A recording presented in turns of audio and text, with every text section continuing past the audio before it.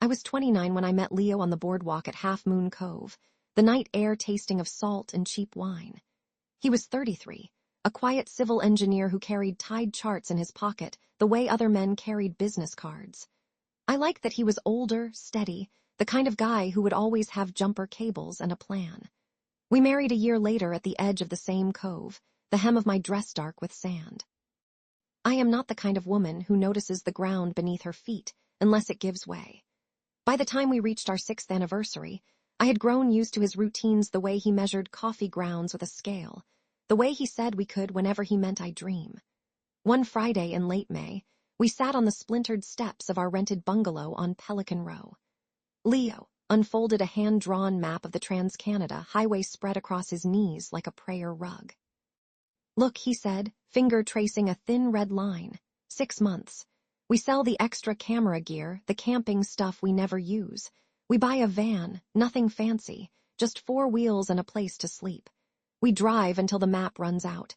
He had said this before, in softer words, in safer rooms. I had always laughed it off the way you laugh at a child who wants to be an astronaut.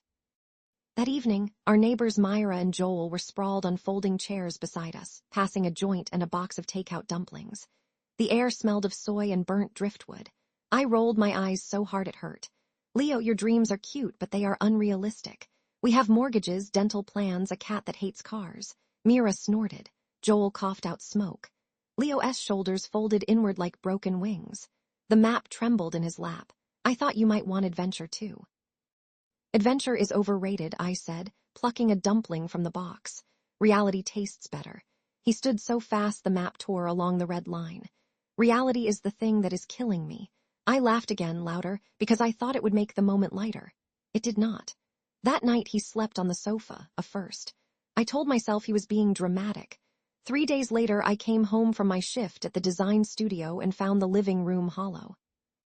Leo had sold his vintage film cameras, the ones he swore would finance our retirement. Gone too was the mahogany ring box that had lived on the bookshelf since our engagement. I opened the top drawer of the dresser empty except for a note in his blocky handwriting. "I am cashing in my dreams for the open road."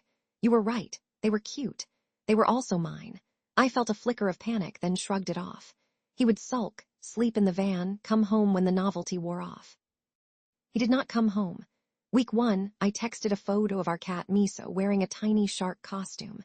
No reply. Week 2, I left a voicemail. "Leo, stop being 12. We need to talk about the water bill." Silence. I showed up at his office downtown, only to learn he had taken a leave of absence. The receptionist, a soft-eyed woman named Carla, handed me a postcard.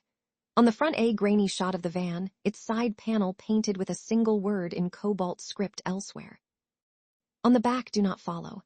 I laughed, actually laughed, because who did he think he was? At the next neighborhood cookout on the rooftop of the old cannery, Myra cornered me near the salsa bar. "Have you seen his Instagram? He is in Yukon." The sky behind him looks unreal. Joel chimed in, mouthful of corn. "He looks happy, Marin, like scary happy." I felt heat rise in my throat. He abandoned our life over a tantrum. Myra set down her beer. "You called his dreams cute and unrealistic in front of everyone." That was harsh. He needed to hear it. I snapped. Somebody has to be the adult. They exchanged a look I recognized, pity with a side of judgment.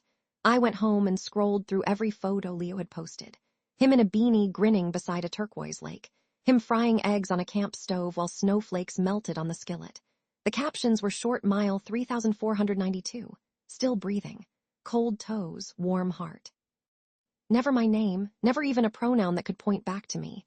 I drafted a text, "I miss you. Come home and we can talk about the van plan." I deleted it. I drafted another, "Your cat misses you." I sent that one.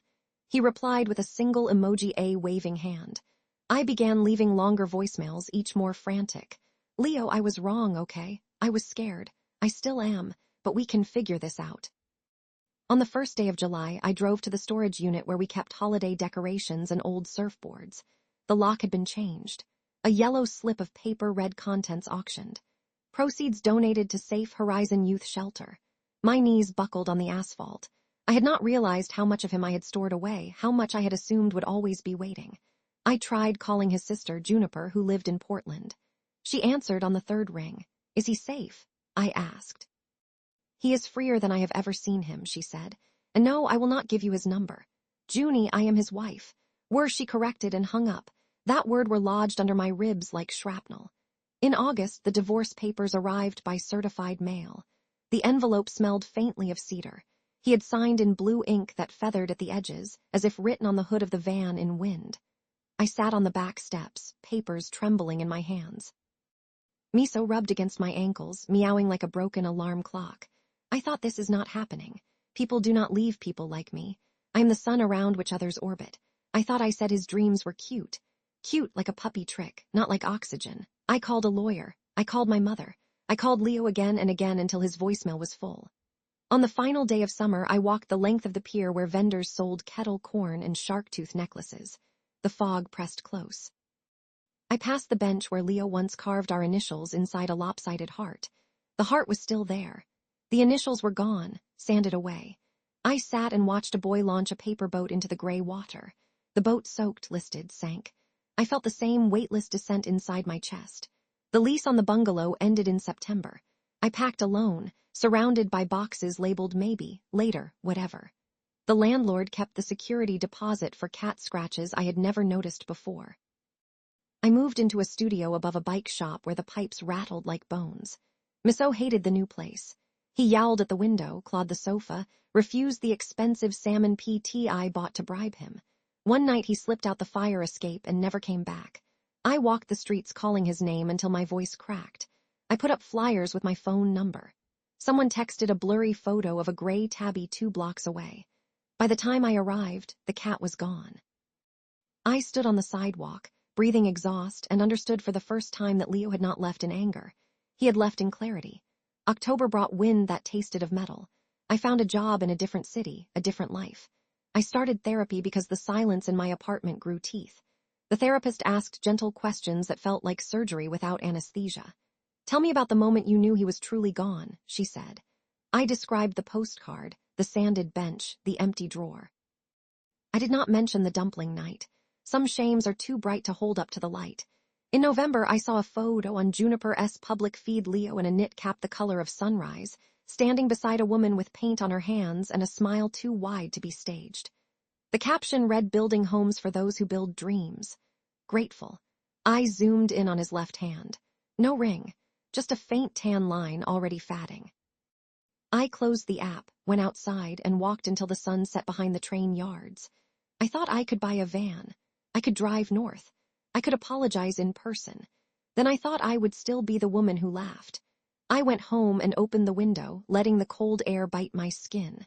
I stood there a long time, listening to the city hum, trying to remember the exact sound of his laugh when he still believed I was on his side.